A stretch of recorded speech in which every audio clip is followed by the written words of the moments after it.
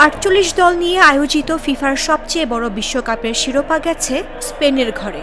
Lionel মেসির আর্জেন্টিনাকে হারিয়ে দ্বিতীয়বারের মতো চ্যাম্পিয়ন হয়েছে স্প্যানিশরা।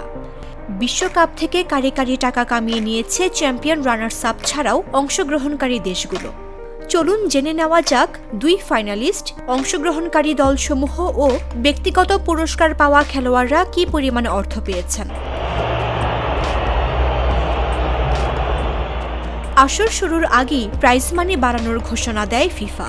প্রাইজ মানি বাড়ানো হয়েছিল 15%। সদ্য সমাপ্ত আসরে মোট প্রাইজ মানি নির্ধারণ করা হয়েছিল 87 কোটি 10 লাখ ডলার, যা বাংলাদেশি মুদ্রায় প্রায় 10,724 কোটি টাকা।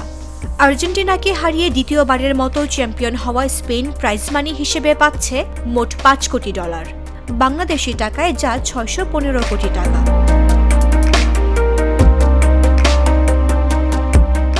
রানার্স আপ আর্জেন্টিনা পাবে 3 কোটি 30 লাখ ডলার, যা কিনা বাংলাদেশি টাকায় প্রায় 406 কোটি টাকা।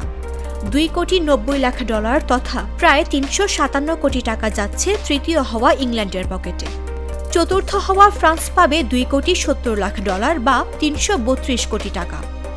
কোয়ার্টার ফাইনালে উত্তীর্ণ হয়ে বাদ পড়া 4 দল পাবে 233 কোটি টাকা করে। শেষ 16তে বাদ পড়া 8টি দল পাবে 184 কোটি টাকা করে। 135 কোটি টাকা পাবে শেষ 32 দলের রাউন্ড থেকে বাদ পড়া 16টি দল। সান্ত্বনা পুরস্কার রয়েছে বিশ্বকাপে গ্রুপ পর্ব খেলে বিদায় নেওয়া দলগুলোর জন্য। এ পর্বের প্রতিটি দল পাবে প্রায় 110 কোটি টাকা।